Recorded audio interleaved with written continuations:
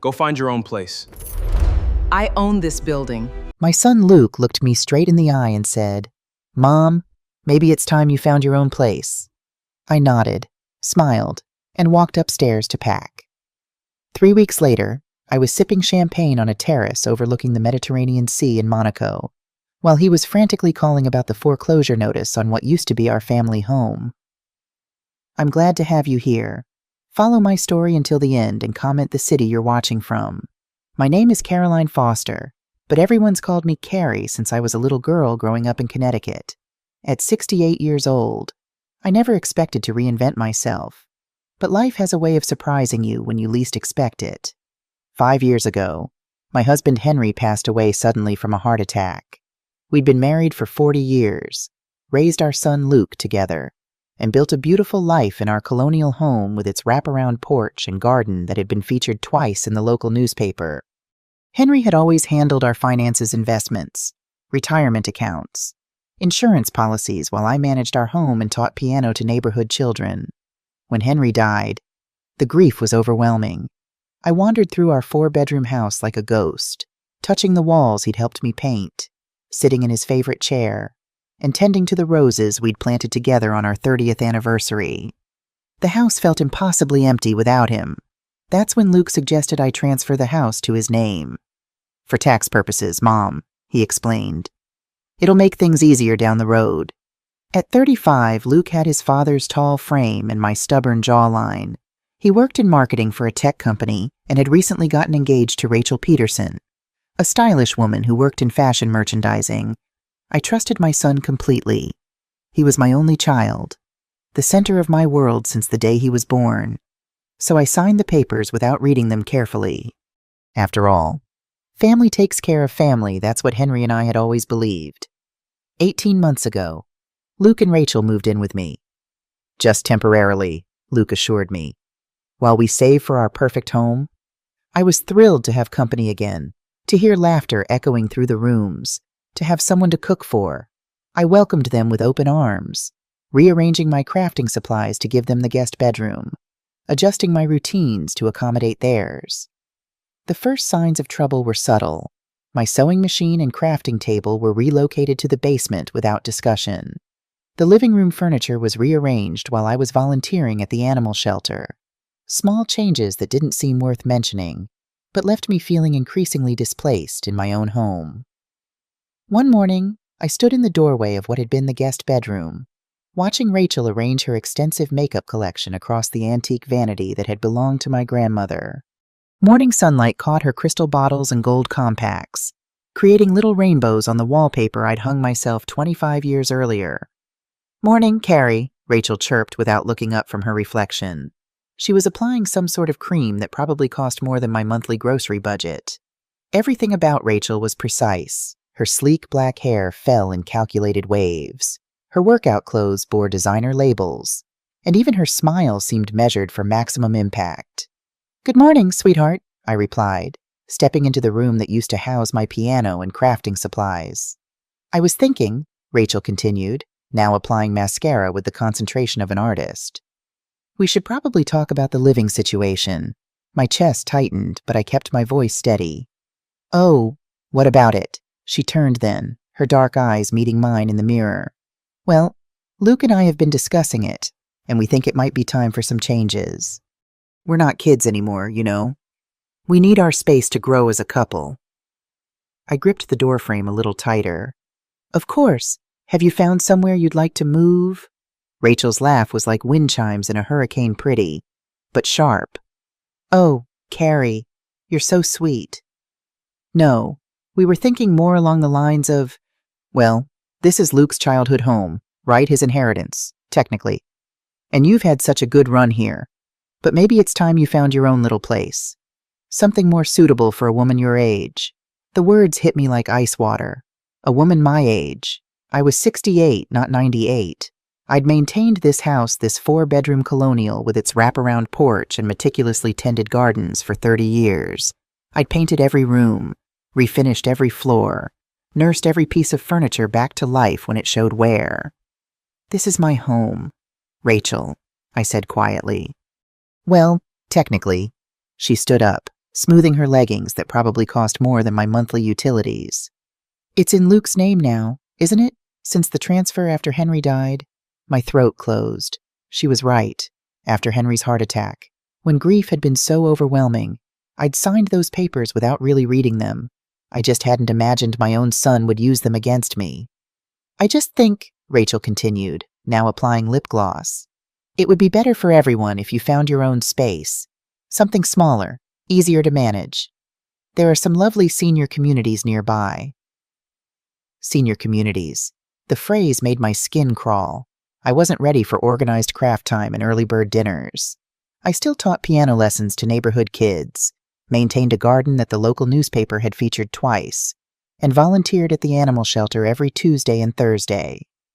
"Where is Luke?" I asked.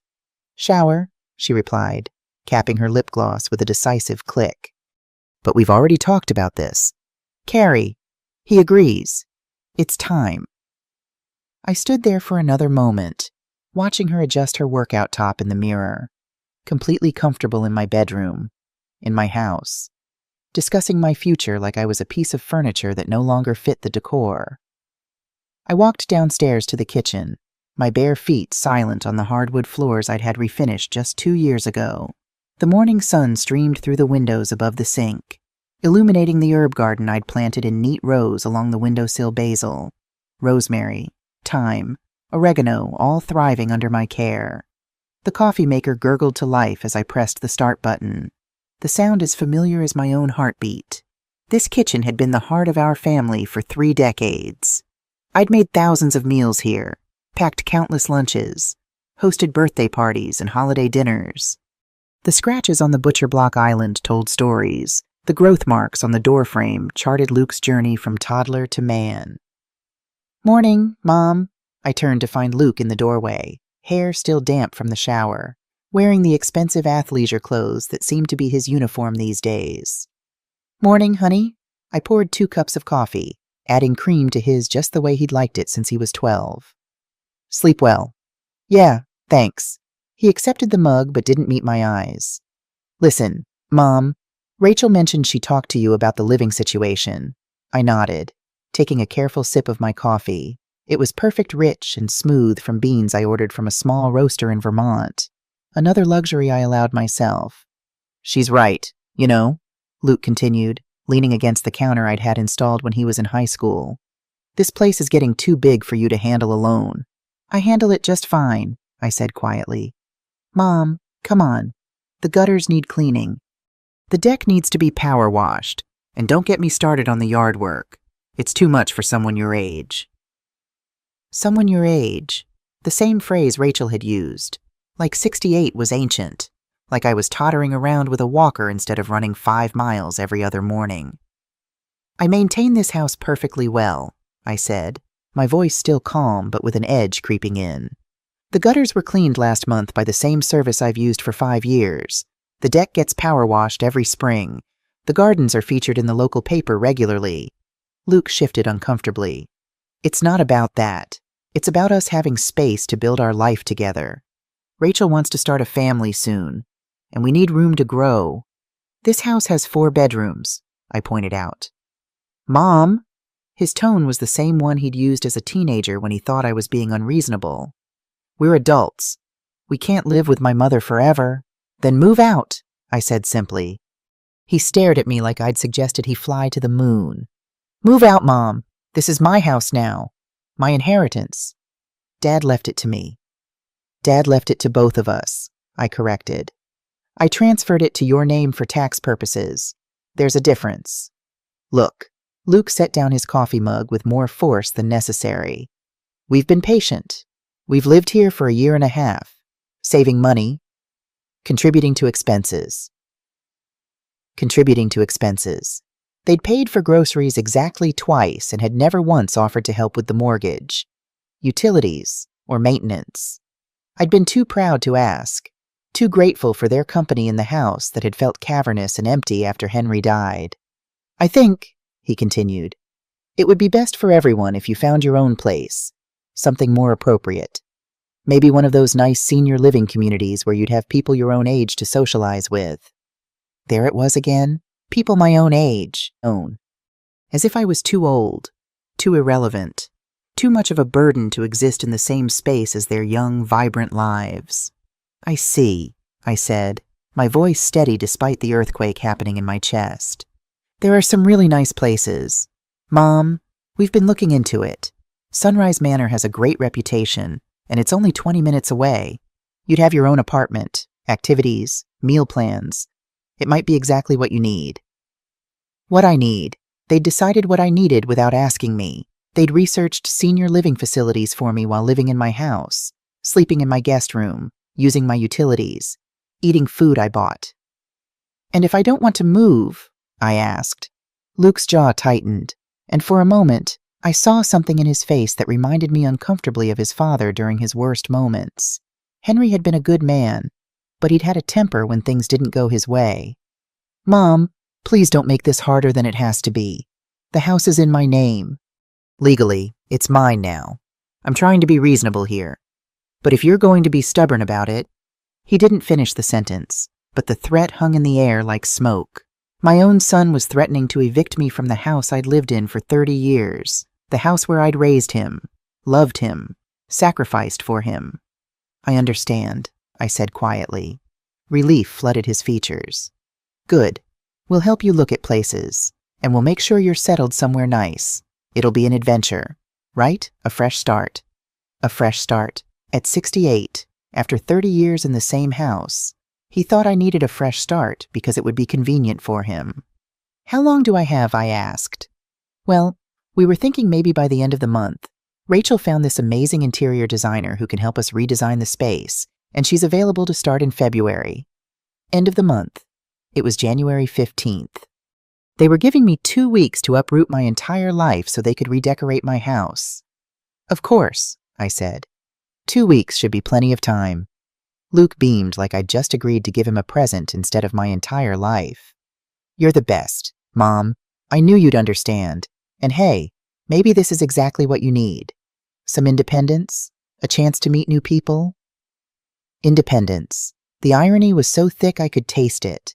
I'd been independent my entire life. I'd raised him mostly alone while Henry worked 60-hour weeks building his construction business. I'd managed the household finances, maintained the property, and built a life that I loved. Now they were telling me I needed independence while simultaneously making me homeless. I should probably start looking at places today, I said. Great idea.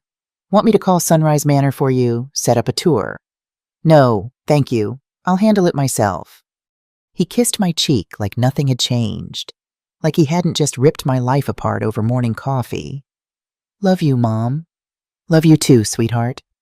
I watched him leave the kitchen, probably to report back to Rachel that the difficult conversation had gone better than expected, that I'd been reasonable and understanding, that they could move forward with their plans without any messy emotional scenes. I stood in my kitchen, surrounded by 30 years of memories, and felt something cold settle in my chest. Not anger, not yet. Something quieter, more dangerous. Clarity. I walked to the window and looked out at the garden I'd spent decades cultivating. The winter roses were dormant now, but come spring, they'd bloom in shades of pink and white and deep red.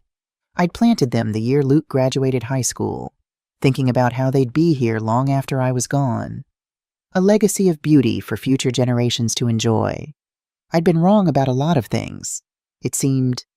My phone buzzed on this counter, a text from my neighbor Olivia Matthews, asking if I wanted to join her for yoga class this afternoon. Olivia was 72, ran marathons, and had more energy than most people half her age. She'd laugh at the suggestion that 68 was too old for anything except organized craft time and early bird dinners. I texted her back. Rain check. I have some research to do. Research, that's what I called it when I was planning something that required careful thought and preparation, like when I researched the best schools for Luke, or the right contractors for the kitchen renovation, or the perfect roses for the garden. Now I was researching something else entirely. I poured myself a second cup of coffee and opened my laptop.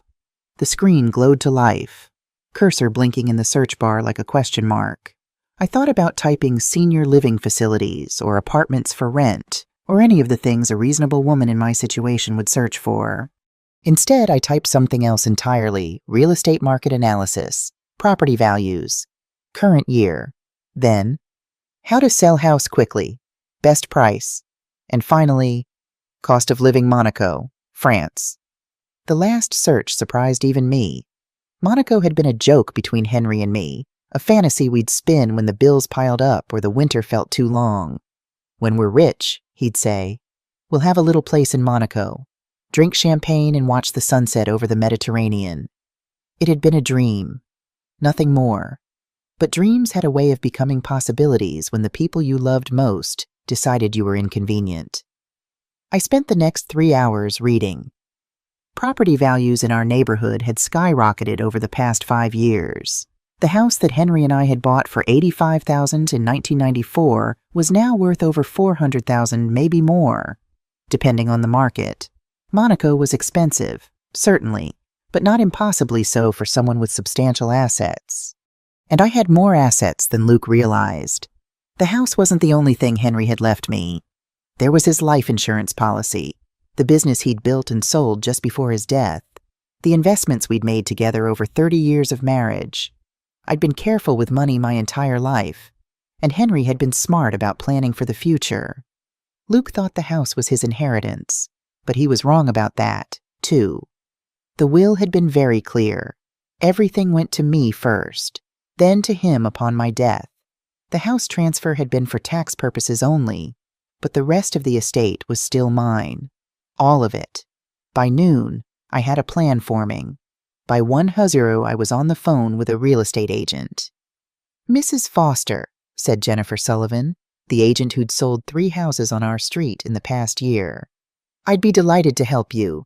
When were you thinking of listing as soon as possible? I said I need to move quickly.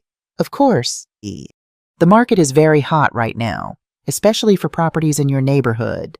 Well-maintained colonials are in high demand. When can I come take a look? This afternoon.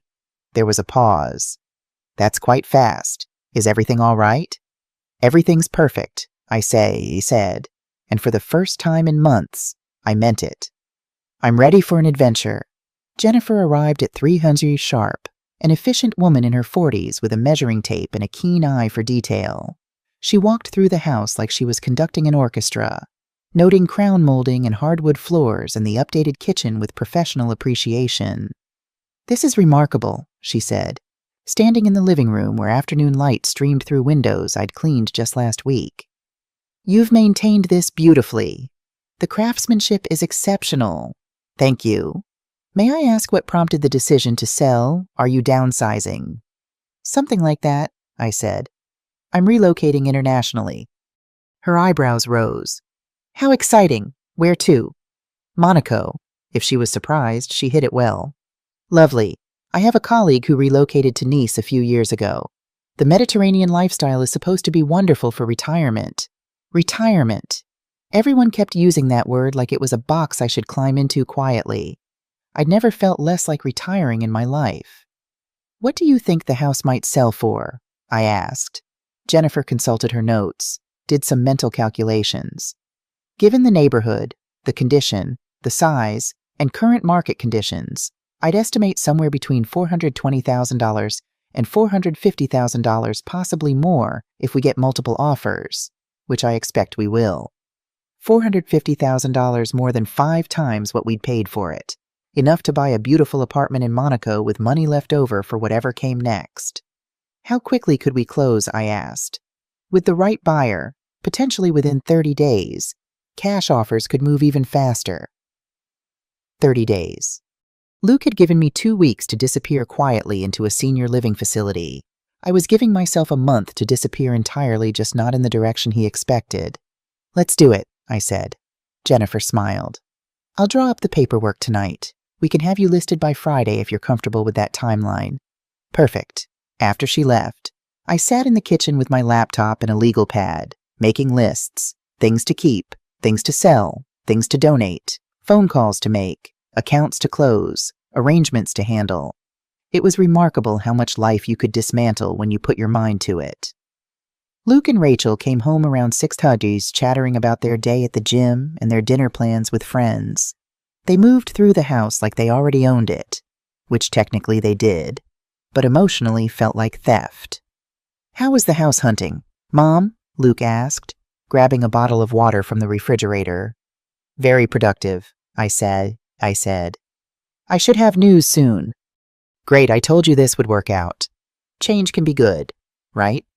"Absolutely," I agreed. "Change can be exactly what you need." That night, I lay in the bed I'd shared with Henry for 25 years, staring at the ceiling and listening to Luke and Rachel's voices drift up from the living room below. They were watching a movie, sharing a bottle of wine, making plans for the furniture they wanted to buy once I was gone. I wasn't angry yet. That would come later. Right now, I felt something much more powerful. Freedom. For the first time in 5 years since Henry's death, I wasn't worried about being alone. I wasn't afraid of change. I was 68 years old, healthy, financially independent, and about to embark on the biggest adventure of my life. Monaco was waiting, and so was I. The next morning, I woke before dawn and made myself a cup of coffee with beans from Vermont, probably for the last time in this kitchen. I sat at the table where I'd helped Luke with homework, where Henry and I had planned our future, where I'd eaten 10,000 meals over 30 years. In 6 hours, Jennifer would arrive with listing papers. In 2 weeks, Luke expected me to be settled into Sunrise Manor, playing bridge and complaining about the food. In a month, if everything went according to my plan, I'd be watching the sunrise over the Mediterranean, sipping café au lait, and discovering what came next. I raised my coffee mug in a small toast to the empty kitchen. "To new beginnings," I whispered, and somewhere in the distance, I could swear I heard Henry laughing. Friday morning arrived with the kind of crisp January air that made everything feel sharp and clear.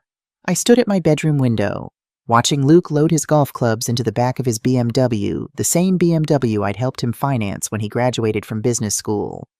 Rachel emerged from the house in yoga attire that probably cost more than most people's monthly car payments, her hair pulled back in a perfect ponytail. They were going to their respective Friday routines golf for him, Pilates and spa treatments for her, while I would be signing papers that would change everything. Jennifer Sullivan was due at 10:00 sharp with the listing agreement, and by noon, my house would be officially on the market. I dressed carefully that morning, choosing a navy blue dress that Henry had always said brought out my eyes, paired with the pearl necklace he'd given me for our 20th anniversary. If I was going to sign away 30 years of my life, I was going to do it looking like the woman I'd always been underneath the convenient doormat everyone seemed to think I'd become. The coffee tasted different that morning, charged with possibility. I'd barely slept, not from anxiety, but from excitement. For months after Henry's death, I'd felt like I was sleepwalking through life, going through the motions of living without really being present. But yesterday, when Luke had stood in my kitchen and told me to find my own place, something had awakened in me that I hadn't felt in years. My phone buzzed with a text from Olivia next door. "Saw the real estate agent's car yesterday. Everything okay?" I typed back. "Big changes coming, good ones," she responded immediately. "Lunch tomorrow, I need details." "Absolutely." Olivia had been my neighbor for 15 years, and my friend for just as long. She'd been the one to bring casseroles after Henry's funeral, the one who'd convinced me to start running again when grief had me barely leaving the house. If anyone would understand what I was about to do, it would be Olivia. At exactly 10:00, Jennifer's silver sedan pulled into my driveway. She emerged with a leather portfolio and the kind of confident stride that came from years of successful deals. I met her at the door before she could ring the bell. "Mrs. Foster," she said warmly, "are you ready to make this official?" "More ready than I've been for anything in years." We settled at my kitchen table, the same table where Luke had delivered his ultimatum just yesterday. Jennifer spread out papers with the efficiency of someone who'd done this hundreds of times, explaining each section with patience and clarity. "The listing price will be $435,000, she said, pointing to a figure that still made my breath catch. "Based on comparable sales and current market conditions, I'm confident we'll receive multiple offers within the first week. And how quickly could we close with a cash buyer? Potentially 3 weeks, with financing, 4 to 6 weeks, depending on the buyer's situation. She looked up from the papers. Are you certain about the timeline? Most sellers prefer a longer closing period to make arrangements. I'm certain, I said, signing my name with a flourish that surprised us both. The faster, the better. After Jennifer left, I sat in the quiet house and tried to imagine Luke's reaction when he discovered what I'd done. He'd be furious, certainly, but also confused. In his mind, I was supposed to shuffle quietly into assisted living, grateful for whatever small kindness he threw my way. The idea that I might have my own plans, my own resources, my own agency, had never occurred to him. I spent the afternoon making phone calls first to my financial advisor, Richard Chen, who'd been managing Henry's investments since before I was widowed. Carrie, Richard's voice was warm with genuine affection. How are you holding up? Better than I've been in months, I said truthfully. Richard, I need to discuss my portfolio. I'm making some major life changes, of course. When would you like to come in? Today, if possible. There was a pause. That sounds urgent. Is everything all right? Everything's perfect. I'm moving to Monaco. The silence on his end lasted so long I thought the call had dropped. Monaco, he repeated finally. As in the French Riviera, Monaco. That's the one. Well, Richard cleared his throat. That's certainly a change. Let me move some things around. Can you be here at 3 Huzuru? Richard's office was in a glass tower downtown, the kind of building that made you feel important just by walking through the lobby. I'd been there a dozen times over the years, but always with Henry, always following his lead in financial discussions. Today I walked in alone, wearing my navy dress and my confidence like armor.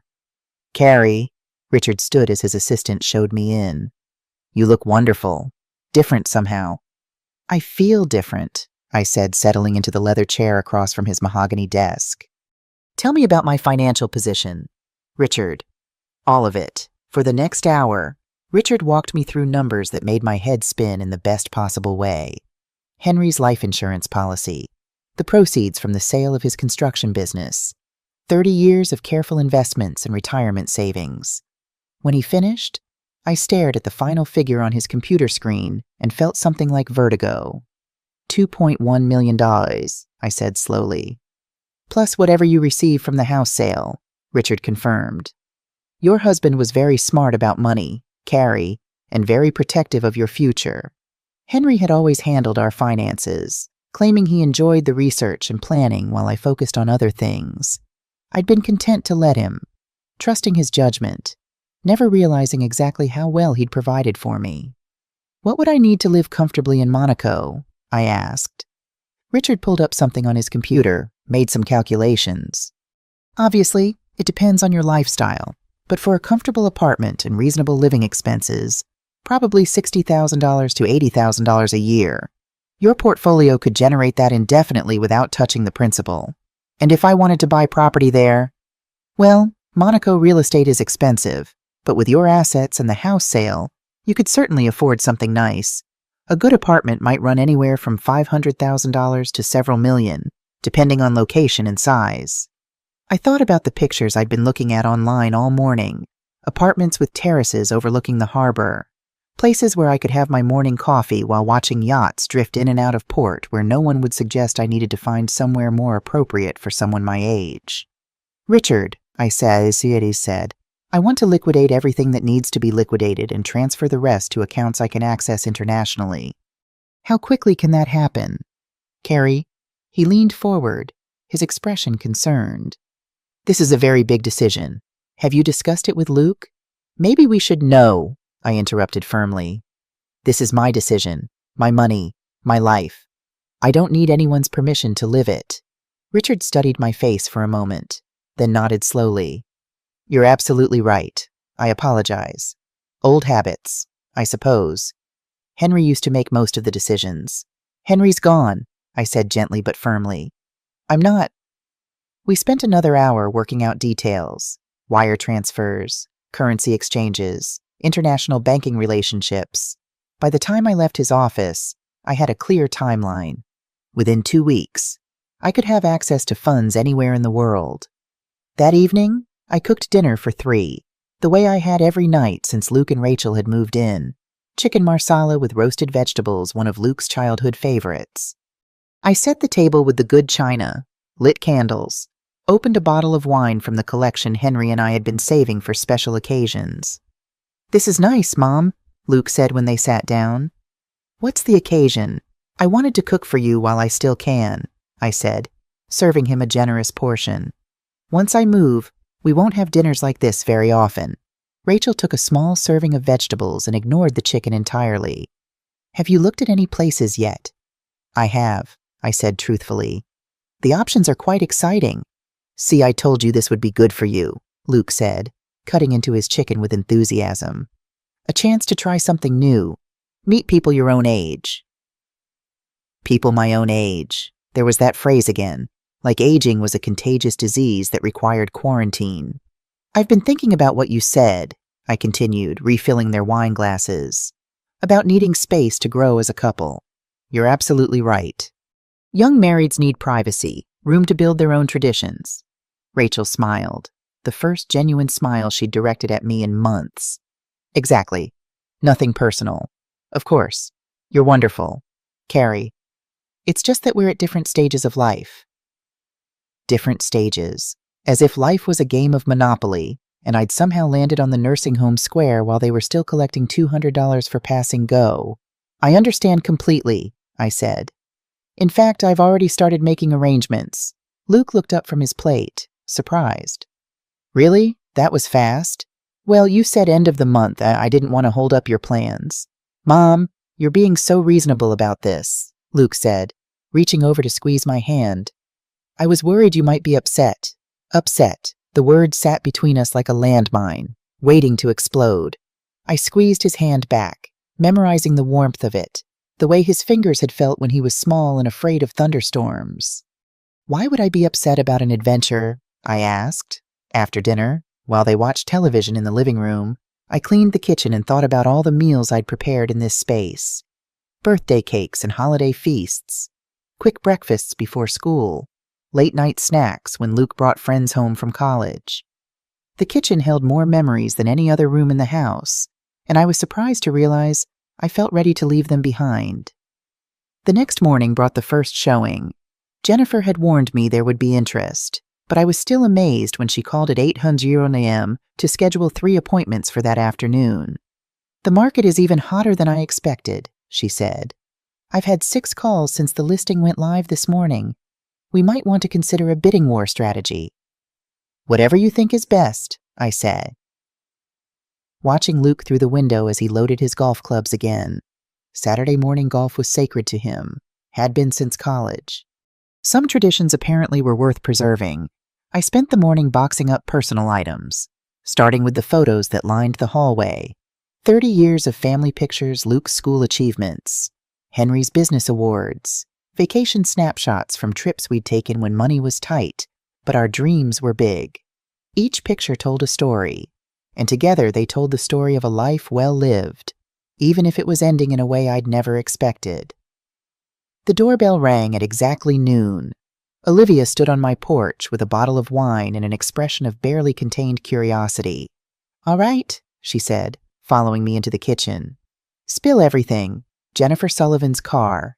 Real estate signs going up Monday. And you looking like the cat who ate the canary. What's happening?" I poured 2 glasses of wine and told her everything. Luke's ultimatum, Rachel's casual cruelty, my decision to sell the house and move to Monaco.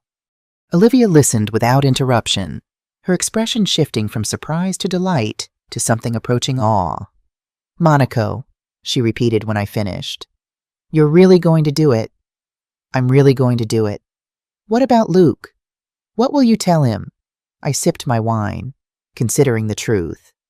"Eventually, he's going to be furious." "He's going to be a lot of things," she agreed. "But that's not my problem anymore." Olivia raised her glass. "To Caroline Foster," she said solemnly, "who taught me that it's never too late to choose yourself." The first potential buyers arrived at 200, a young couple with a baby looking for space to grow their family. They walked through the house with reverence, commenting on the original hardwood floors, the updated kitchen, the mature landscaping. When they left, they were holding hands and whispering about offers. The second showing brought an investor, a man in an expensive suit who measured rooms and calculated rental potential. He was polite but clinical, seeing square footage and profit margins instead of a home where love had lived for 30 years. The third couple arrived just as the sun was setting, casting golden light through the windows I'd cleaned that morning. They were older, maybe early 50s, and they moved through the house the way Henry and I had when we'd first seen it, with wonder, with possibility, with dreams. "The garden is extraordinary," the woman said, looking out at the flower beds I'd planted and tended for 3 decades. "You can see the care that's gone into every detail." "Someone loved this house," her husband agreed, running his hand along the stair banister Henry had refinished by hand. "You can feel it. When they left, I knew they would be the ones, not because of money, though Jennifer assured me they were qualified buyers, but because they would love the house the way it deserved to be loved." That night, I sat in my bedroom with my laptop, researching apartments in Monaco with the intensity of a scholar.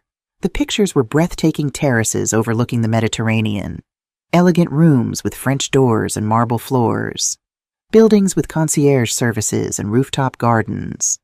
I bookmarked my favorites, calculating costs, imagining myself in each space. One apartment in particular caught my attention. It was on the 4th floor of a Belle Epoque building near the harbor, with a wraparound terrace that offered views of both the sea and the Prince's Palace. The listing photos showed herringbone floors, tall windows with gauzy curtains, a kitchen that was compact but elegant. It was available for immediate occupancy, furnished or unfurnished, for $6,000 per month. I did the math quickly. At current exchange rates, that was about $6,500 monthly. Expensive by any measure, but well within my means and temporary until I could find something to purchase.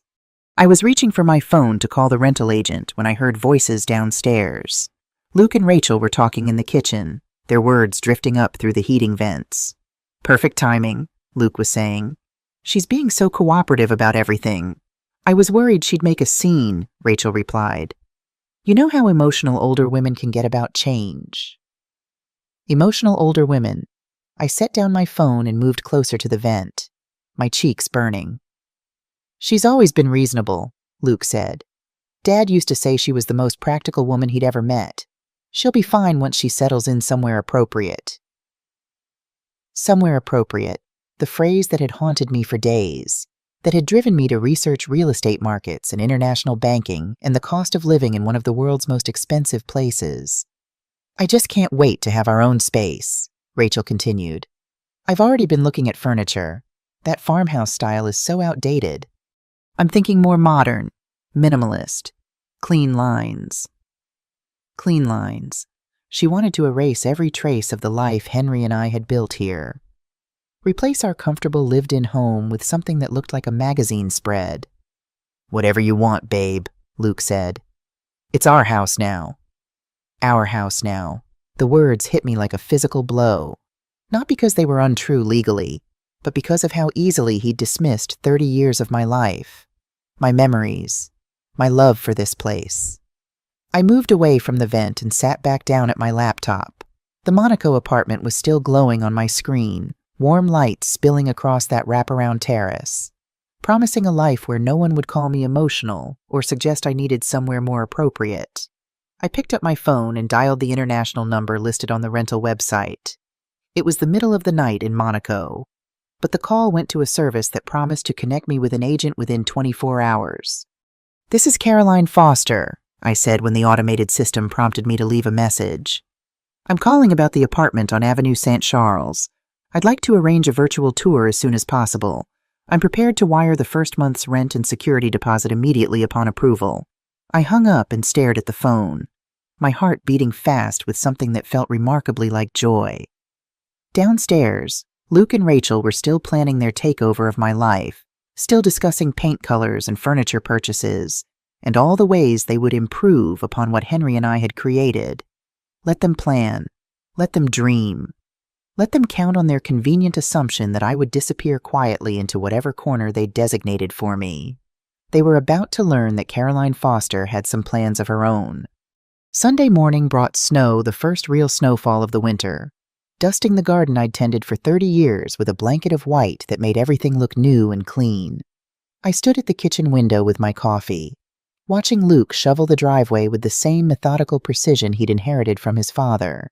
He was a good man in many ways, I reminded myself, kind to animals, generous with his friends, smart about business, but somewhere along the way, he'd learned to see me as an obligation rather than a person, a problem to be managed rather than a mother to be cherished. I wasn't sure when that shift had happened, but I was certain I didn't want to spend whatever years I had left trying to earn back his respect. My phone rang just as I was finishing my second cup of coffee, an international number I didn't recognize. Mrs. Foster. The voice was female, accented with the crisp precision of educated French. This is Celeste Dubois from Riviera Properties. You called about the apartment on Avenue Saint-Charles. Yes, I said, my pulse quickening. Thank you for calling back so quickly. Of course, I have reviewed your inquiry, and I must say, your timing is excellent. The apartment is quite special, and we have had very little interest due to the season. Most people prefer to relocate to Monaco in spring or summer. I'm not most people, I said. Celeste laughed, a warm sound that carried across the ocean. I can arrange a virtual tour this afternoon if you are available. The property is furnished with antiques and modern amenities. Very elegant, very comfortable. That would be perfect. Excellent. I will send you a link at 3:00 your time. May I ask what brings you to Monaco in winter? I looked out at Luke, still shoveling snow with determined strokes, and smiled. A fresh start, I said. The virtual tour was everything I'd hoped for, and more. Celeste walked me through the apartment with her phone, showing me rooms filled with natural light, the terrace with its stunning views, the compact but efficient kitchen with modern appliances, and a breakfast nook that overlooked the harbor. The building has a concierge service, Celeste explained, and the location is quite convenient. Walking distance to the casino, the palace, excellent restaurants and shopping, very safe, very quiet. It's perfect, I said, and I meant it. What do I need to do to secure it? First month's rent, security deposit, and proof of financial stability. Given that you are international, I will need bank statements and references. I can have all of that to you by tomorrow morning. Wonderful. When would you like to take possession? I thought about Luke's timeline, about the end of January deadline he'd given me to disappear from his life. February 1st, if possible. Absolutely possible.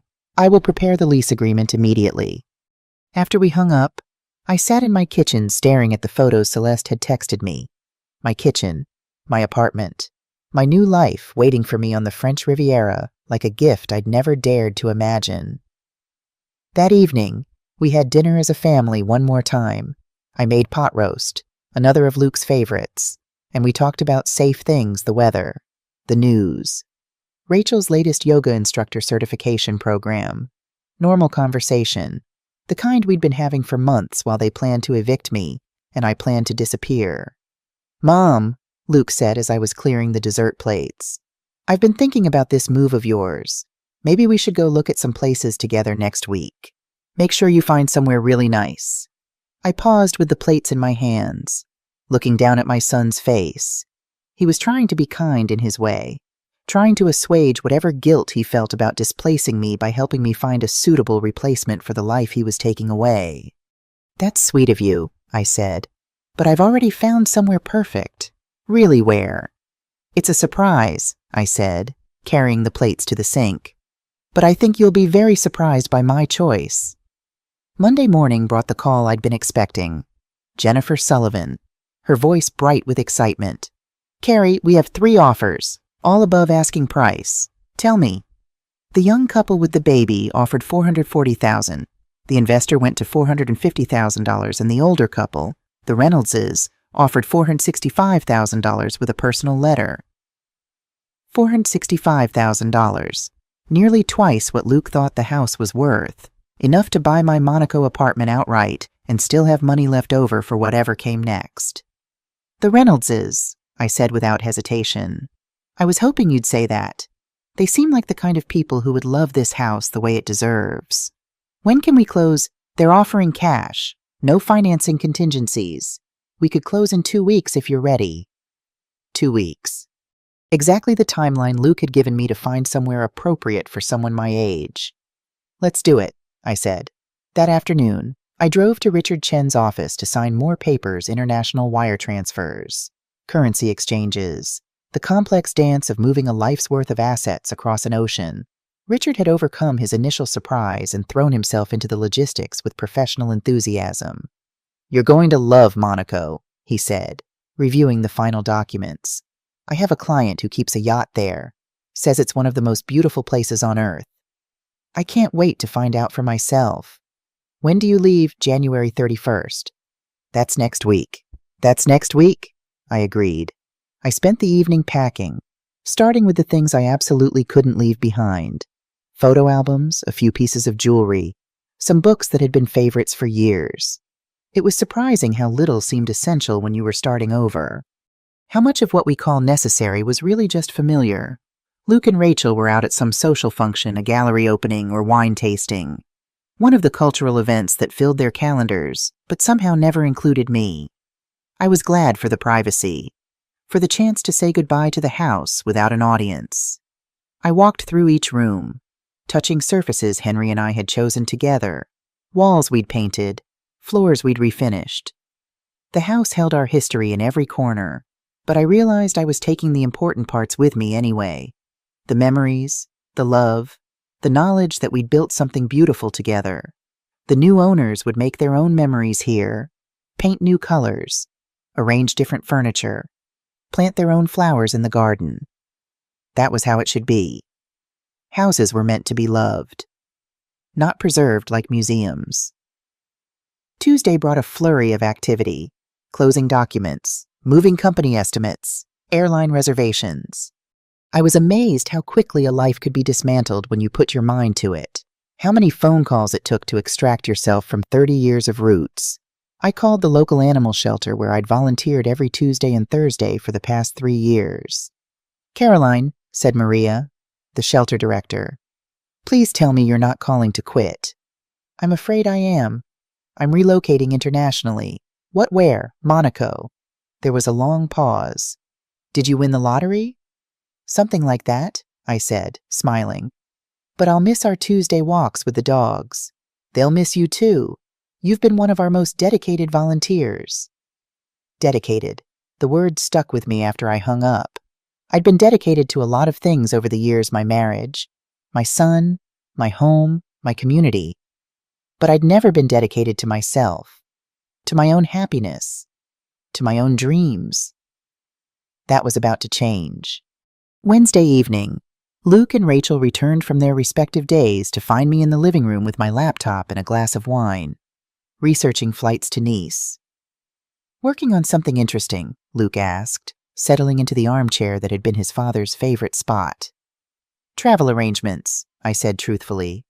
Oh, for visiting Sunrise Manor. That's smart. Getting familiar with the area. I looked at my son, really looked at him, trying to memorize his face before everything changed between us forever. He was handsome in the way Henry had been at that age, with kind eyes and an easy smile. But there was an entitlement there too, a casual assumption that the world would arrange itself around his convenience. Something like that, I said.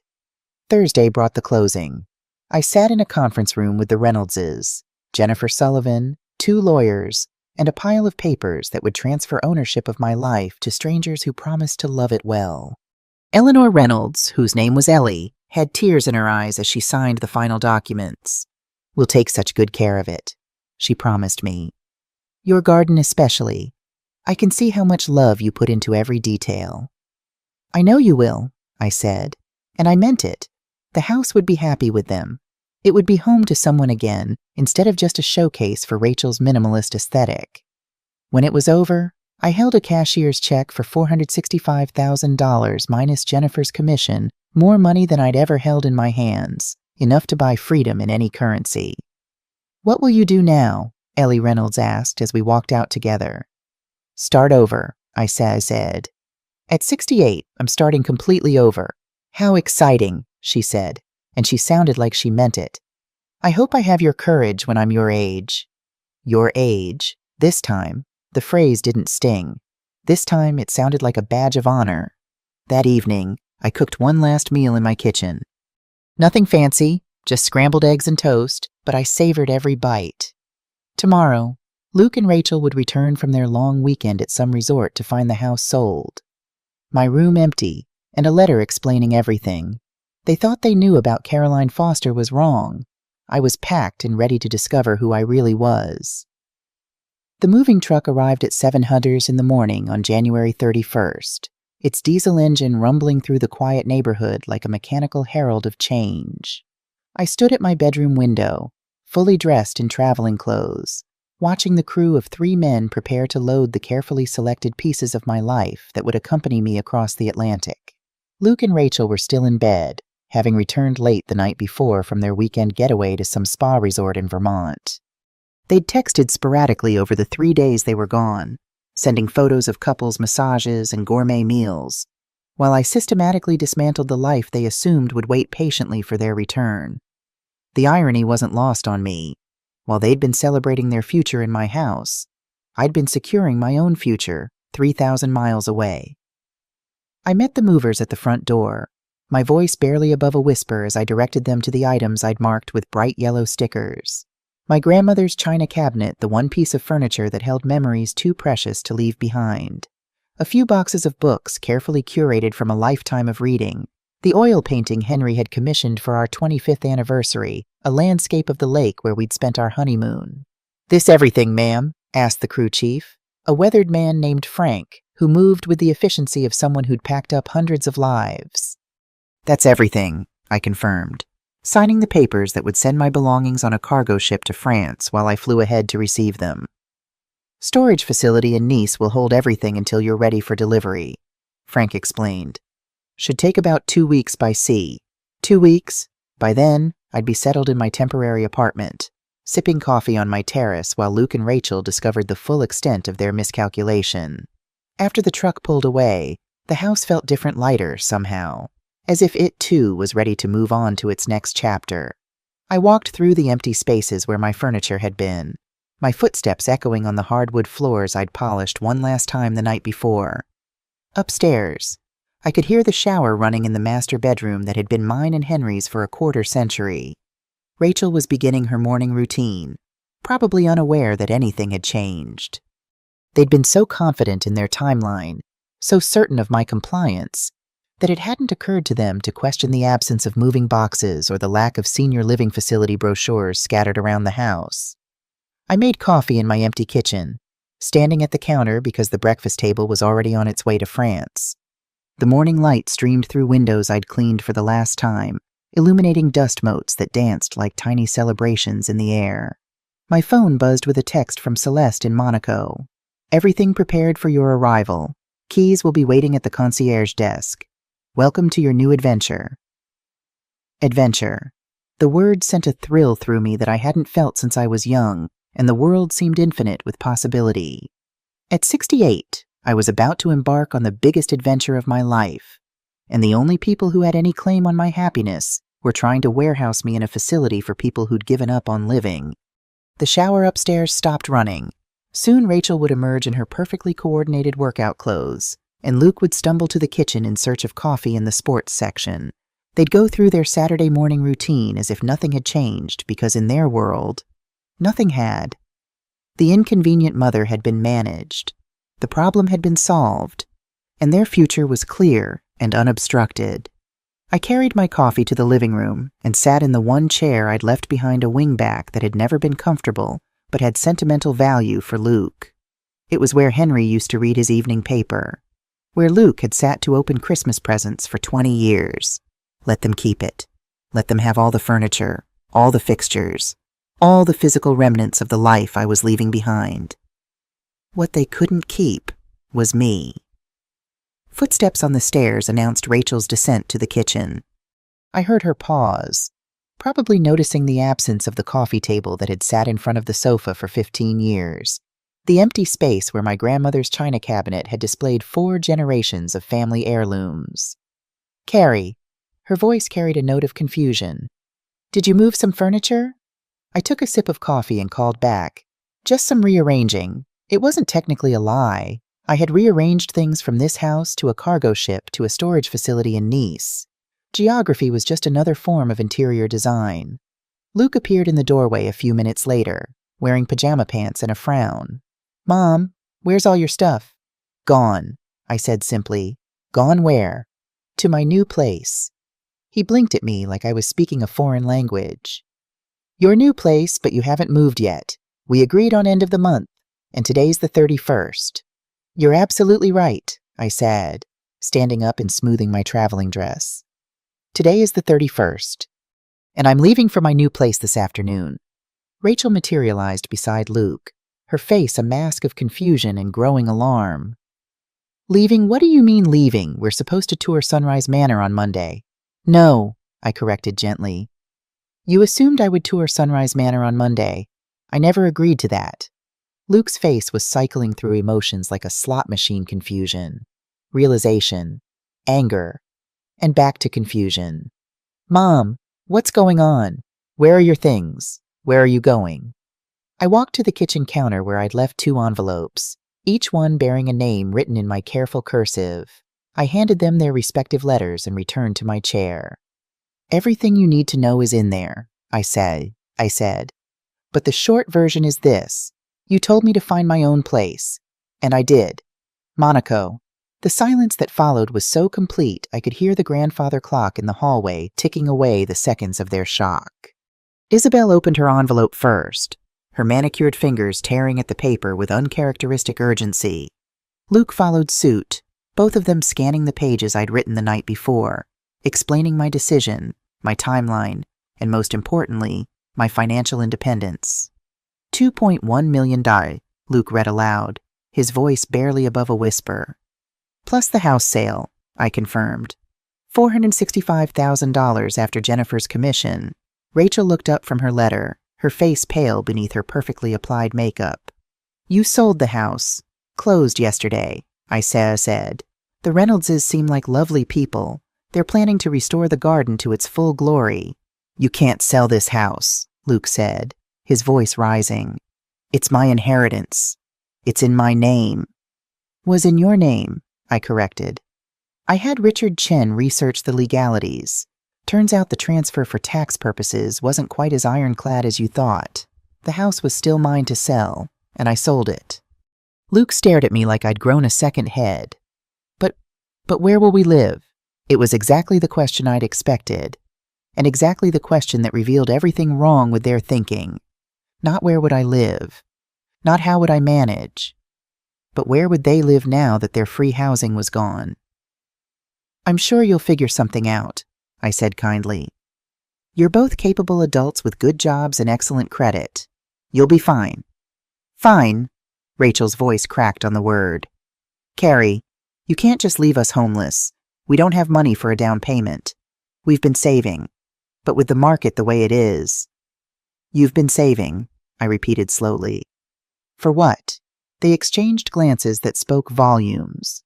They'd been saving for their own future while living rent-free in my house, eating my food, using my utilities. They'd been treating me like a landlord who didn't charge rent while simultaneously planning to evict me for their convenience. "This is insane," Luke said, standing up and beginning to pace. "Mom, you can't move to Monaco. You don't speak French. You don't know anyone there. What if something happens to you?" "I'll learn French," I said. "I'll meet people.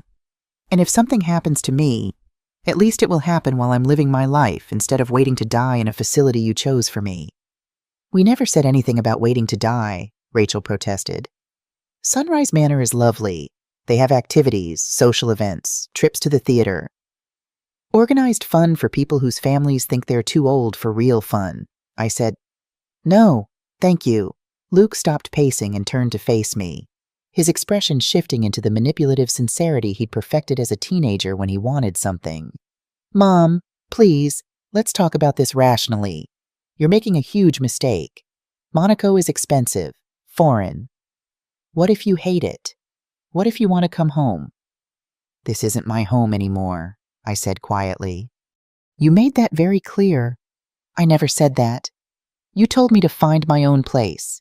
You said this house was yours now. You scheduled interior designers to redecorate before I'd even moved out. I stood up, meeting his eyes. Luke, you evicted me from my own life. Did you really think I'd go quietly? Rachel was frantically scrolling through her phone, probably calculating rental costs and mortgage payments, trying to figure out how quickly their comfortable life was about to become expensive and complicated. How could you do this to us? She demanded, looking up from her phone with tears of fury in her eyes. We trusted you. We made plans based on having this house. You made plans based on having my house, I corrected. Plans that involved discarding me like an inconvenient piece of furniture. Did you really think I'd cooperate with my own erasure? Luke slumped into the wingback chair I'd vacated, his face in his hands. This is unbelievable. My own mother, leaving me homeless.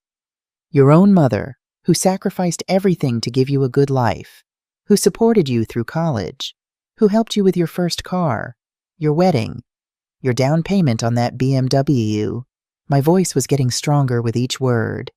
30 years of suppressed frustration finally finding its voice. Your own mother, who you told to find somewhere more appropriate for someone her age. We didn't mean it like that. Yes, you did. I walked to the window, looking out at the garden where I'd planted bulbs that would bloom in spring for someone else to enjoy. You meant exactly like that. I was too old, too messy, too much trouble for your elegant new life. Well, congratulations. Problem solved. My taxi would arrive in 20 minutes to take me to the airport. My suitcases were already in the car, 2 pieces of luggage containing everything I needed to start over on another continent. By tonight, I'd be in my new apartment, looking out at the Mediterranean Sea, breathing air that didn't taste like obligation and disappointment. Where will we go? Rachel whispered, and for the first time since I'd known her, she sounded genuinely frightened. I'm sure you'll think of something, I says, c'est beau. Young couples are resourceful. Maybe you can stay with your parents while you look for something you can afford. My parents, Rachel's voice climbed an octave, in their guest room. It's temporary, I says, Ned, just until you find your own place, somewhere more appropriate for people your age. The irony wasn't lost on anyone in the room. The phrase that had been used to dismiss me was now being reflected back at them, and they clearly didn't like how it felt. Mom, please, Luke said, standing up again. Don't do this. We can work something out. You can stay. We'll find somewhere else to live. It was the first time in months he'd asked me to stay instead of told me to leave, but it was too late. The offer came from desperation, not love, and I'd spent too many years accepting scraps of affection from people who should have cherished me. Luke, I said gently, do you remember what you said when your father died? You promised you'd always take care of me. You said family was everything. His face crumpled. I remember. So do I. Every word. And for 5 years, I believed you meant it. I trusted you with my life, my future, my security. And the first time it became inconvenient, you threw me away. We didn't throw you away. You told me to find my own place, so I did. Monaco is lovely this time of year. A car horn honked outside my taxi, right on schedule. I picked up my purse and the small carry-on bag that contained my passport, my banking information, and a change of clothes for tomorrow. That's my ride, I said. Mom, wait. Luke followed me to the front door, his voice breaking. Please don't go. Not like this.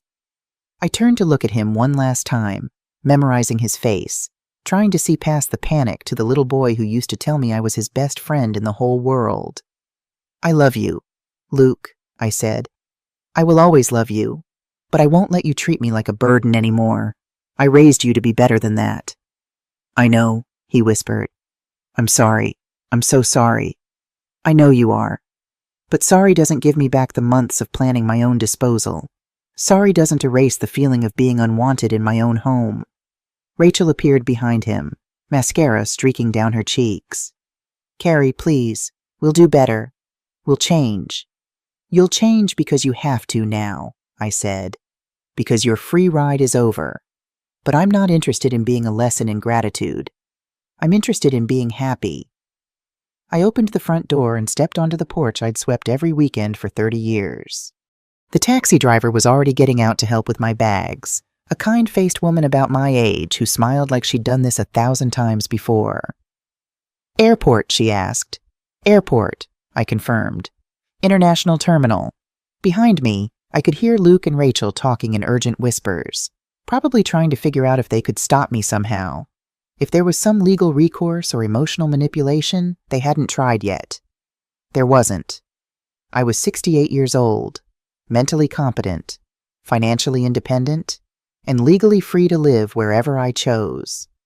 The fact that my choice surprised them, inconvenienced them, or hurt their feelings was unfortunate, but irrelevant.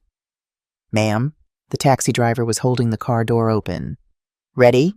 I took one last look at the house where I'd been happy for 30 years and miserable for the last 18 months. The Reynoldses would move in next week and fill it with new love, new laughter, new memories. Luke and Rachel would find somewhere else to live and hopefully learn to value what they had instead of taking it for granted. And I would be in Monaco, discovering what came after a lifetime of putting everyone else's needs before my own. "Ready," I says, and climbed into the car. As we pulled away from the curb, I saw Luke in the rearview mirror, standing in the doorway of what used to be my house, his shoulders shaking with what might have been tears or rage or simple disbelief.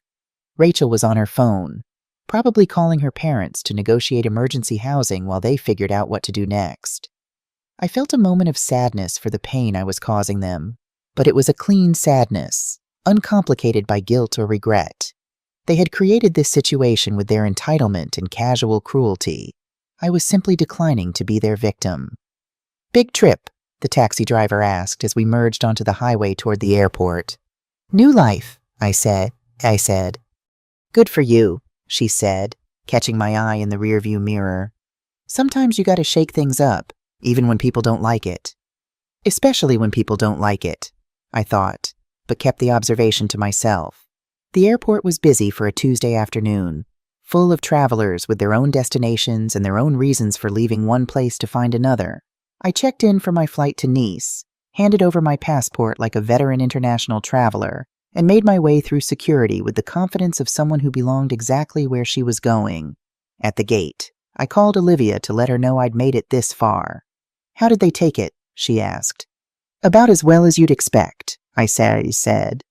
"Shock, anger, disbelief, panic, and a lot of questions about where they're going to live now." "Good," Olivia said firmly. "Let them figure it out. Maybe it'll teach them some appreciation." Maybe. "Are you okay?" Second thoughts. I looked around the gate area at families saying goodbye, business travelers typing on laptops, and young couples planning adventures together. Everyone going somewhere. Everyone carrying hopes and dreams and the assumption that the world would arrange itself around their needs. "No second thoughts," I said. "Only first thoughts about what comes next. I'm proud of you, Caroline Foster." "I'm proud of me too." After we hung up, I opened my laptop and checked my email. A message from Celeste with final arrival instructions and the concierge's contact information. A note from Richard Chen confirming that my international wire transfers had gone through successfully. An automated notification from my bank that my credit cards had been activated for international use. Everything was in place. Everything was ready. I was ready. The boarding announcement came at 4:00 sharp. Flight 407 to Nice. Now boarding first-class passengers and those needing assistance. I gathered my things and joined the line. My boarding pass marking me as Seat 2A, first-class window seat. Another luxury I'd never allowed myself. Another small rebellion against the idea that people my age should be grateful for whatever accommodation they were offered.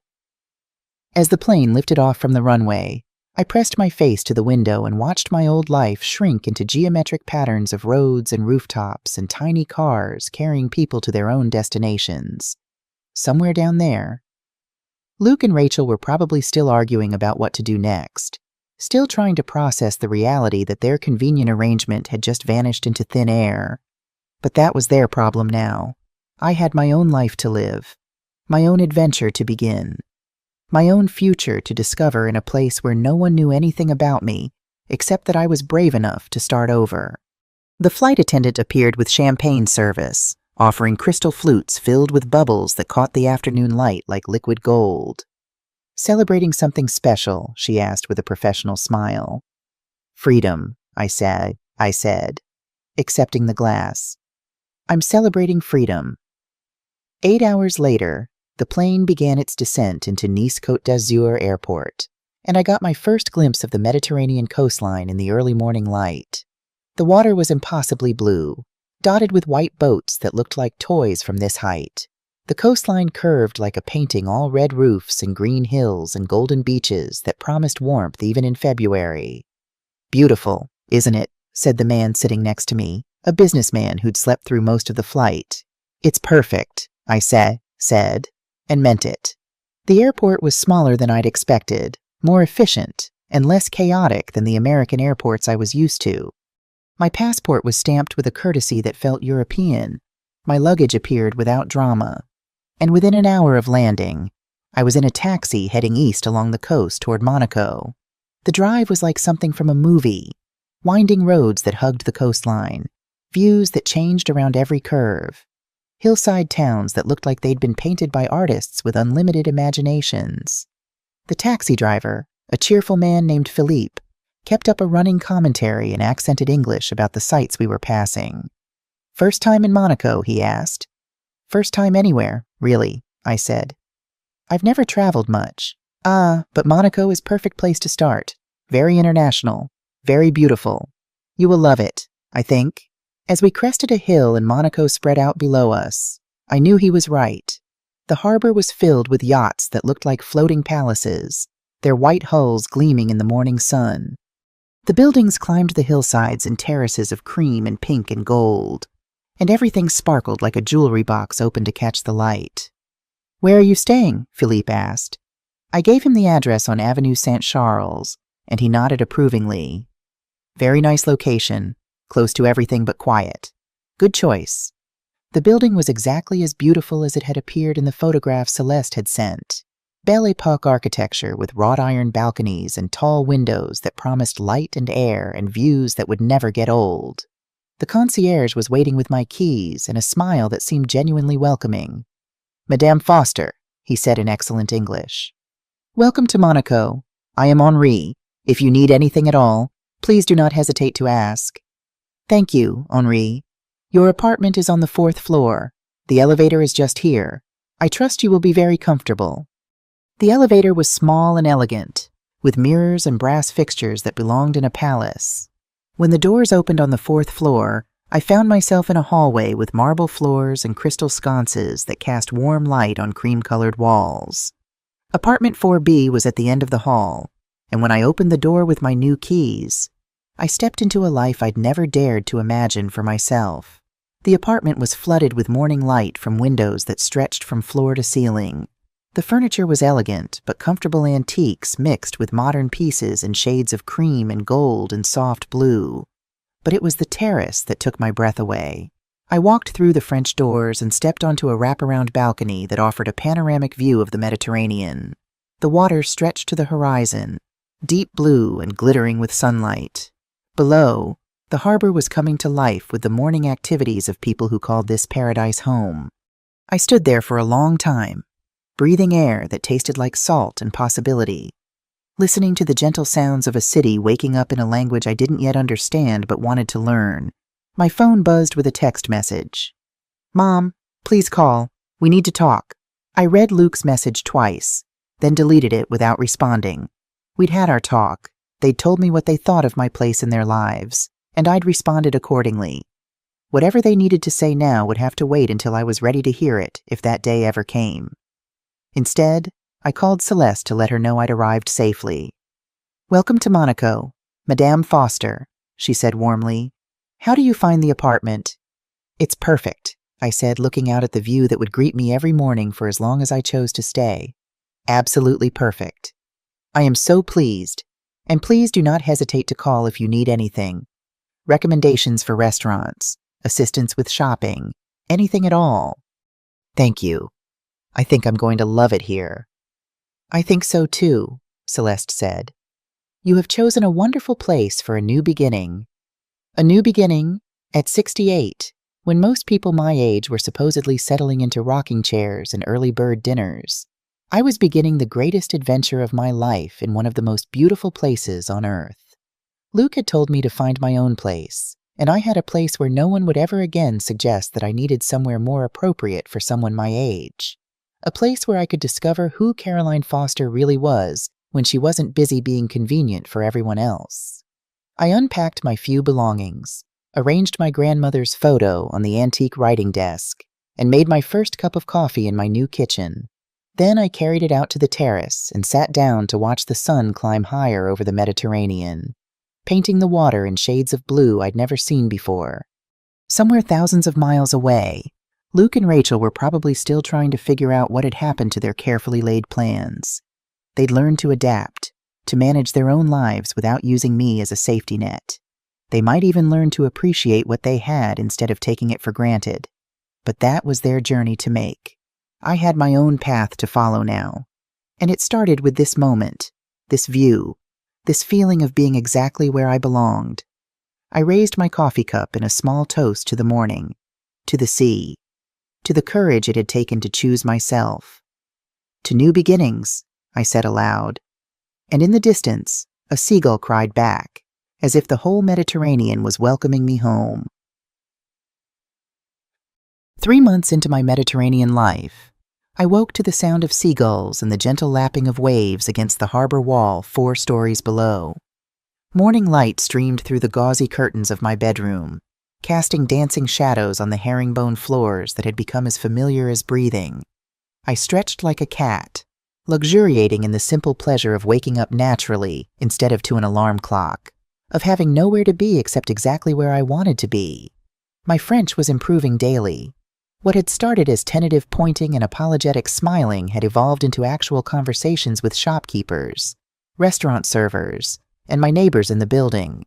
The language had not come easily. I struggled with pronunciation and often mixed up tenses, but the effort was bringing unexpected rewards, including a sense of accomplishment I hadn't felt in years. Juliette Beaumont from apartment 3A had taken me under her wing, a retired philosophy professor who spoke 5 languages and made the most extraordinary cocoa I'd ever tasted. She'd invited me to her weekly salon where a rotating group of expatriates and locals gathered to discuss everything from politics to poetry over wine and cheese that tasted like small miracles. "Caroline," she'd said during our first real conversation, "you have done something very brave. Not many people have the courage to choose themselves at our age." Our age. Coming from Juliette, who was 74 and still traveled solo to archaeological digs in Greece, the phrase sounded like a badge of honor rather than a limitation. I'd established routines that felt both foreign and perfectly natural. Morning coffee on the terrace while watching the harbor come alive. A walk along the coastal path that stretched between Monaco and Cap d'Aille, where the Mediterranean spread out like a bolt of silk in every direction. Afternoons spent reading in the shade of the palm trees in the Japanese garden, or browsing the outdoor market, where vendors called out greetings in French and English and Italian, creating a symphony of international commerce. The apartment had filled with small treasures collected during my explorations. A watercolor of the harbor painted by a local artist, ceramic bowls from the market in Nice, books in both English and French from the wonderful bookshop on Rue Grimaldi. My grandmother's china cabinet had arrived from storage and now displayed a mix of family heirlooms and new discoveries, creating a bridge between my old life and my new one. But it was the silence from home that had been the most telling indicator of how completely my world had changed. In 3 months, I'd received exactly 4 communications from Luke, 2 frantic phone calls during the first week, both going to voicemail because I wasn't ready to have that conversation. A long email in February full of apologies and explanations and requests for me to come home and work things out, and a birthday card in March, 2 weeks late, with a generic message about hoping I was well. The birthday card had arrived on a day when I was feeling particularly settled in my new life. I'd spent the morning at a watercolor class taught by an English artist who'd been living in Monaco for 20 years. She was my age, vibrant and funny, with paint-stained fingers and stories of a life lived entirely on her own terms. After the divorce, she told us, I sold everything and moved to France with 2 suitcases and a determination to discover who I was when I wasn't being someone's wife. Best decision I ever made, she'd said, dabbing cerulean blue onto her canvas with the confidence of someone who'd found her calling. Took me 65 years to realize I was the only one responsible for my happiness. The birthday card from Luke had felt like an artifact from a previous life, a reminder of obligations I no longer carried. I'd read it once, felt a brief pang of sadness for the relationship we might have had, and then placed it in a drawer where it couldn't disturb the peace I'd worked so hard to build. My phone rang as I was finishing my morning coffee, the sound still startling in the tranquil quiet of my terrace.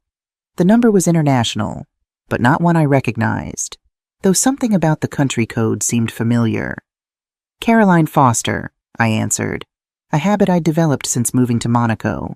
It felt important to claim my full name, to announce myself to the world as a complete person rather than someone's mother or daughter-in-law. Mom. The voice was thin, stretched across an ocean and what felt like years of accumulated misunderstanding. Luke sounded older somehow, worn down in a way that transcended the poor connection. Hello? Luke? Mom, thank God.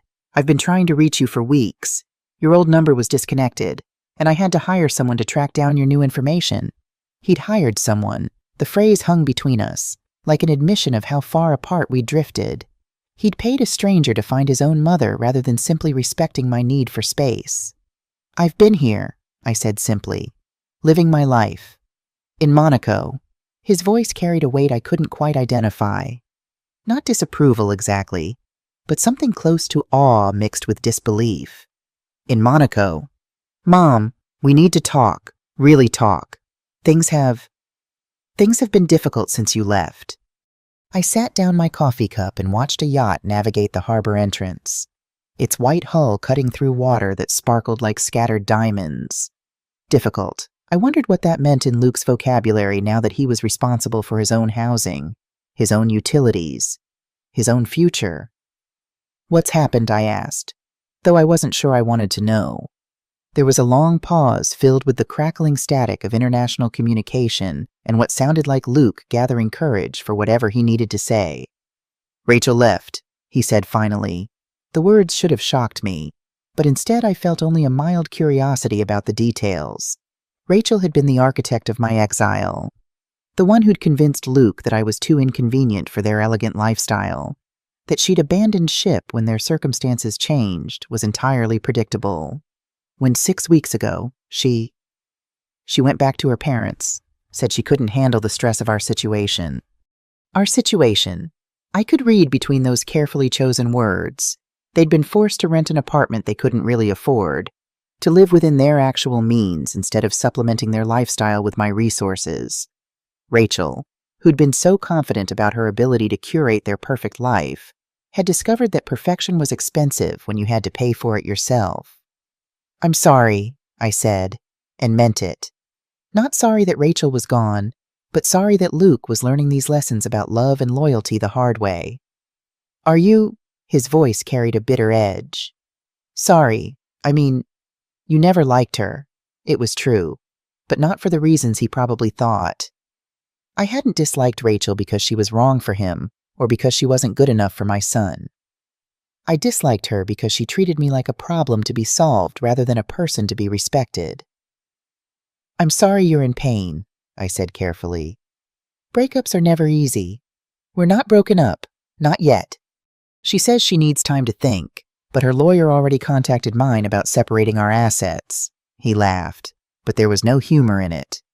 Turns out we don't have many assets to separate. Of course they didn't. They'd been living beyond their means for years, using my house as collateral for a lifestyle they couldn't sustain independently.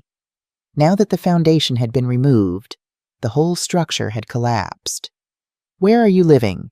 A one-bedroom apartment in Riverdale. It's all I can afford with just my salary and the debt we accumulated. Another pause. Mom, I need to ask you something, and I know I don't have the right. Here it comes. I thought the request for financial assistance, for a loan to tide him over until he could get back on his feet, the assumption that despite everything that had happened, I would still be available to solve his problems. You can ask, I said, but I may not be able to help. I don't want money, he said quickly. Well, I could use money, but that's not why I'm calling. I want to understand. I need to understand what I did that was so terrible that you had to disappear to another continent to get away from me. The question caught me off guard with its raw honesty. I'd expected manipulation or guilt or anger, but not this genuine confusion about the consequences of his choices. You told me to find my own place, I said. I know, but I didn't mean... we were trying to help you transition to something more manageable. More manageable for whom? Silence. Luke, do you remember what you said about people my age, about how I needed somewhere more appropriate with organized activities and other seniors? We were trying to look out for your well-being. No, I said firmly. You were trying to clear me out of your way. There's a difference. I could hear him breathing across the connection, and I wondered where he was calling from. His cramped apartment, his office during a lunch break, some public place where he'd finally worked up the courage to have this conversation. You're right, he said finally. We were selfish. I was selfish. I convinced myself that we were doing what was best for you. But really, we were doing what was easiest for us. It was the first real acknowledgement I'd heard from him, the first admission that my feelings and my autonomy had been casualties of their convenience. Why are you calling me now? Luke? Because I miss you, he said, and his voice broke on the words. Because I've spent the last 3 months realizing how much of my life was built on the assumption that you would always be there to catch me when I fell. And because I want to know if there's any way I can earn your forgiveness. Forgiveness. I turned the word over in my mind like a stone I'd found on the beach, examining its weight and texture.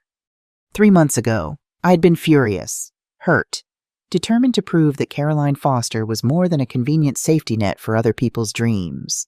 Now, sitting on my terrace overlooking one of the most beautiful harbors in the world, surrounded by a life I had built entirely for myself.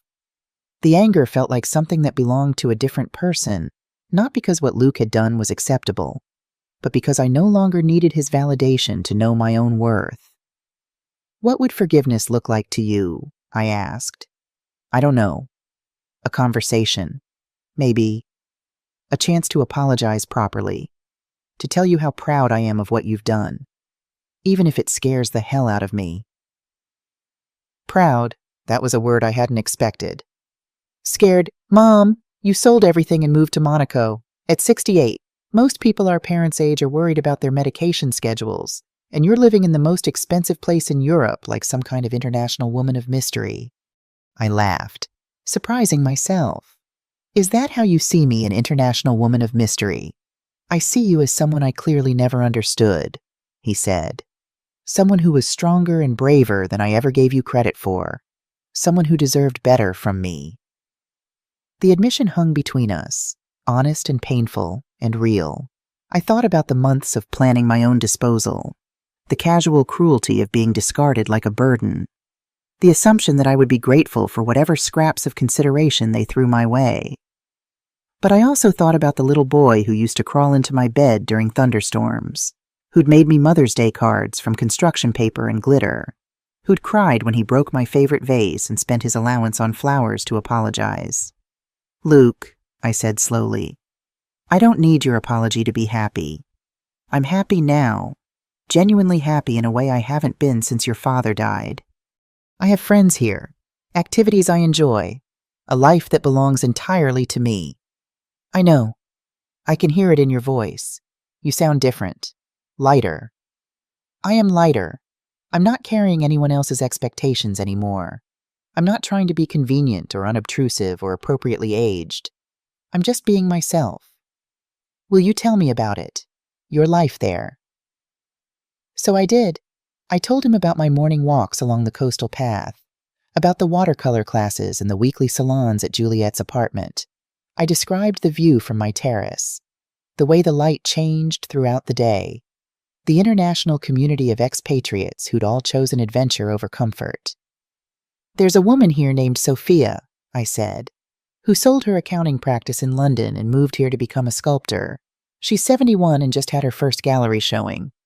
And Jean-Claude, who was a banker in Paris until he retired and decided to open a small bistro where he serves exactly 4 dishes every day. Perfectly prepared. It sounds incredible. It is incredible. It's also challenging and sometimes lonely and occasionally terrifying. But it's mine. Luke, every choice, every risk, every small triumph belongs to me. I took that away from you, he said quietly. Your choices. You tried to, but ultimately, I'm the one who chose to leave.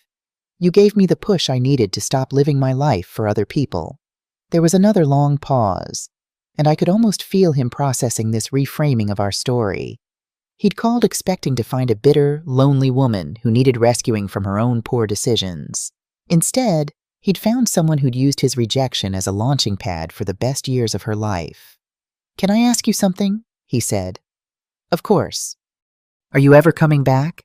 The question I'd been asking myself for 3 months. My apartment lease was month to month, my life deliberately temporary while I figured out what permanent looked like. I had enough money to buy property here, to put down roots in Monaco soil, but I hadn't made that commitment yet. I don't know, I said honestly. This doesn't feel temporary anymore, but it doesn't feel permanent either. I'm still discovering what I want my life to look like. If you did come back, would you want to see me if I came back? Seeing you would be the only reason. He was crying now. I could hear it in the rhythm of his breathing, in the way his voice had gone thick and uncertain. I love you, Mom.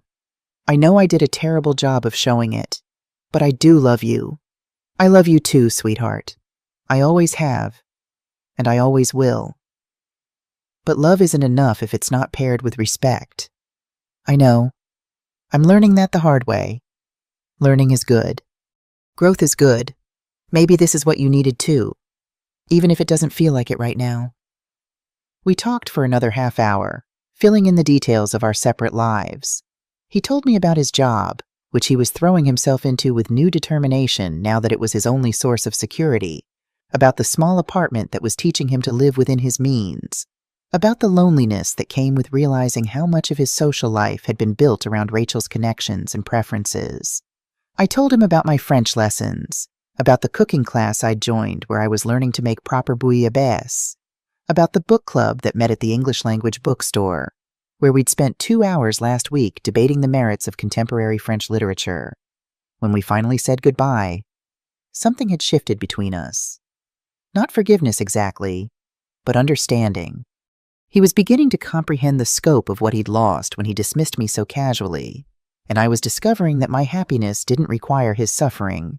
After the call ended, I sat on my terrace for a long time, watching the afternoon light paint the harbor in shades of golden amber. A text message from Olivia arrived as I was contemplating dinner plans. How are you, world traveler? The neighborhood isn't the same without you. I typed back, thriving, learning French and how to make friends at 68. How's the new family in my house? Lovely people. Ellie asked me for the name of whoever did your garden design. I told her it was just you with love and 30 years of patience. Just me. The phrase made me smile. For so long, I'd thought of myself in relation to other people: Henry's wife, Luke's mother, Rachel's inconvenient obstacle. But here in Monaco, I was simply Caroline Foster, watercolor student and French language learner, terrace gardener and amateur philosopher. That evening, I walked to my favorite restaurant, a small place tucked into a side street where the owner, Michel, greeted regular customers like family. He'd reserved my usual table on the tiny terrace, where I could watch the last of the day's light fade over the Mediterranean while enjoying whatever Michel recommended from his ever-changing menu. Madame Caroline, he said with a smile that crinkled the corners of his eyes. Comment allez-vous? I replied, pleased that the response came automatically now. Très bien, tonight, I have something special for you. Fresh langoustines just arrived this afternoon, with a light saffron sauce and some local vegetables. It sounds perfect. As I settled into my chair with a glass of crisp white wine, I reflected on how much my definition of perfect had changed. 3 months ago, perfect meant managing everyone else's expectations while minimizing my own needs. Now it meant langoustines and saffron sauce eaten while watching the sunset over water that stretched to infinity.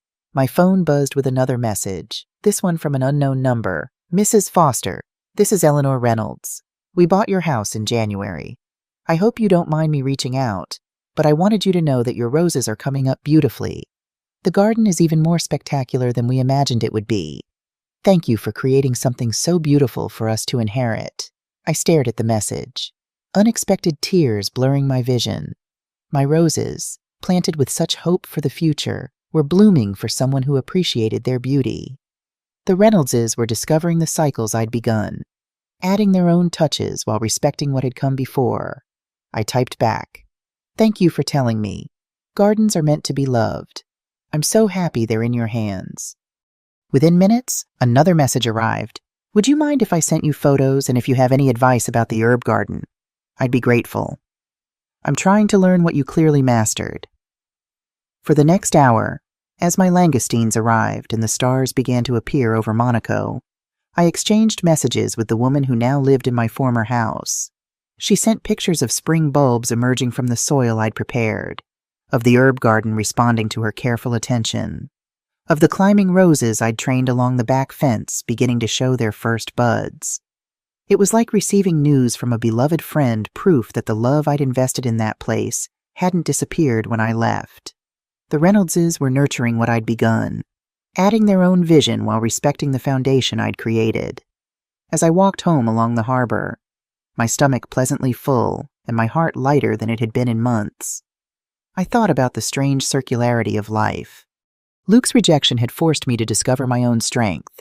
My departure had taught him the value of what he'd taken for granted. The house I'd loved and lost was being cherished by people who understood its worth. Nothing had worked out as anyone had planned, but somehow everything had worked out as it needed to. Back in my apartment, I opened my laptop and began typing an email to Luke. "My dear son, thank you for calling today. It meant more than you know to hear your voice and to know that you're learning to build a life on your own foundation. I've been thinking about what you asked about forgiveness and whether there's a path forward for us. The truth is, I forgave you weeks ago not because what you did was acceptable, but because carrying anger was weighing down my new life.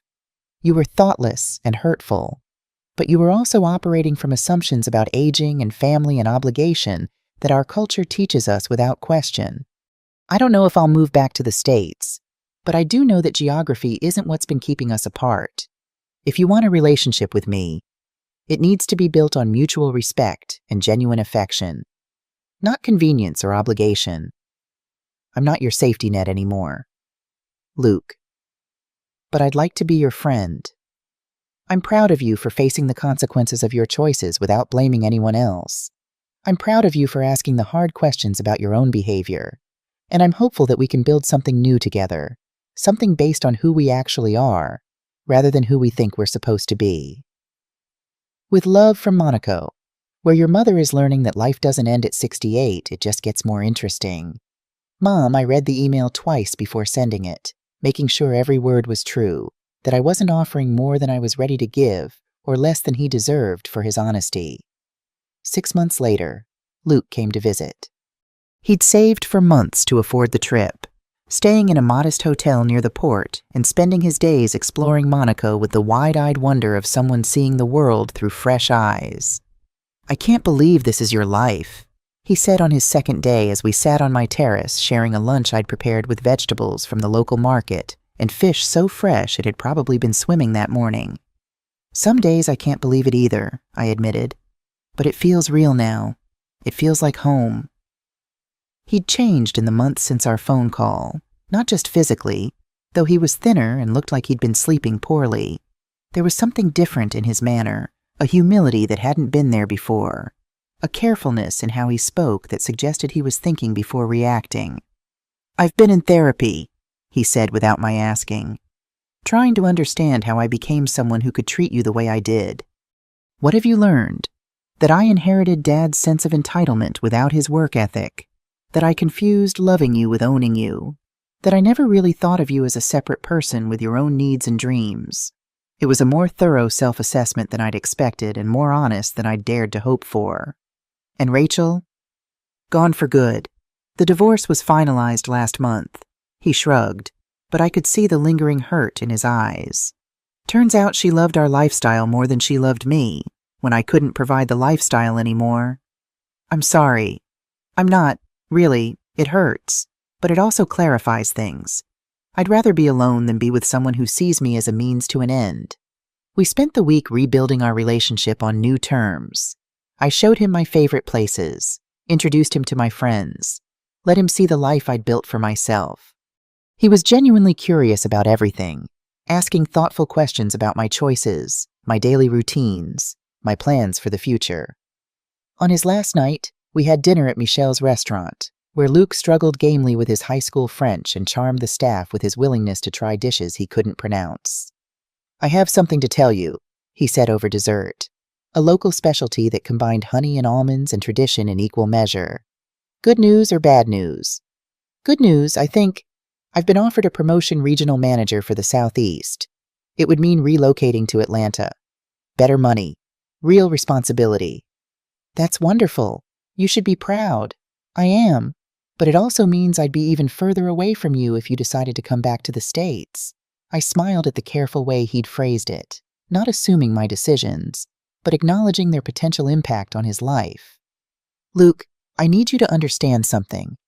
I'm not coming back to take care of you. I'm not coming back to be convenient or available or appropriately aged. If I come back and it's still an if, it will be because I choose to, for my own reasons. I know. I'm not asking you to come back for me. I'm just saying that I hope geography doesn't mean we can't keep building this new relationship we've started." "Technology exists," I pointed out, "and airplanes. We don't have to live in the same zip code to be part of each other's lives." "Is that what you want, to be part of each other's lives?" I looked at my son across the table. This man I'd raised and loved and lost and found again. He wasn't the little boy who'd once told me I was his best friend. But he wasn't the entitled young man who'd told me to find my own place either. He was someone new, someone shaped by consequences and loss and the slow work of growing up. "Yes," I said, on equal terms, with mutual respect and genuine affection. But yes. The relief on his face was so profound it made my chest ache. As I drove him to the airport the next morning, we talked about practical things, his new job, my ongoing French lessons, the possibility of him visiting again at Christmas. But underneath the logistics was something deeper, a recognition that we'd both changed in fundamental ways. That the people saying goodbye at the departure gate were different from the ones who'd fought in my kitchen all those months ago.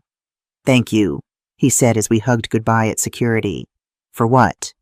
"For showing me that love doesn't mean accepting poor treatment. For teaching me that people your age aren't just waiting around to die. For proving that it's never too late to choose yourself."